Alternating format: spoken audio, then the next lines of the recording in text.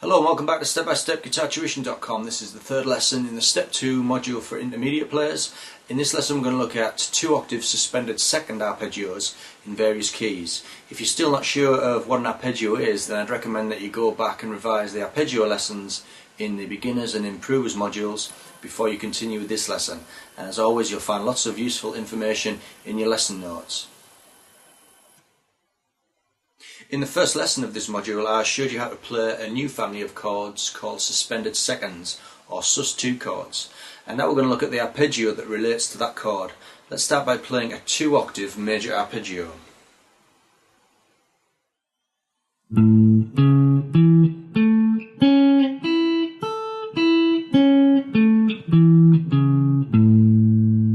And remember, the intervals of the major arpeggio are root, major third, perfect fifth and octave. The difference between a major arpeggio and a sus2 arpeggio is the substitution of the third interval of the major scale for the second interval.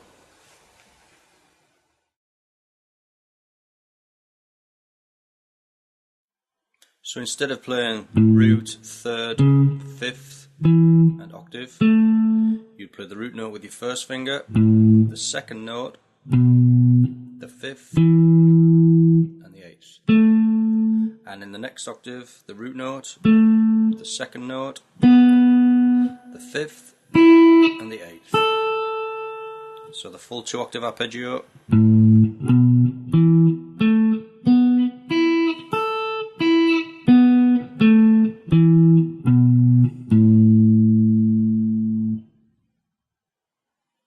Now let's transpose the sus2 arpeggio so that we can play it in different keys. If you move up the fingerboard from the 5th to the 7th, that's the note B, and if you play the arpeggio from that fret, you've got a B sus2 arpeggio.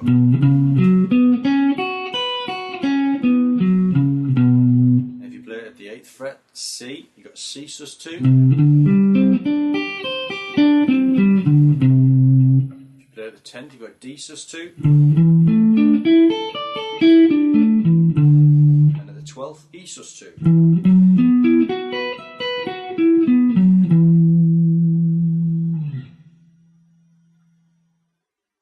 So now you can add that new pattern to your vocabulary of scales and arpeggios. I look forward to seeing you in lesson 4, where we'll look at some chord sequences which will include the suspended second chords that you learned at the beginning of this module. I'll see you then.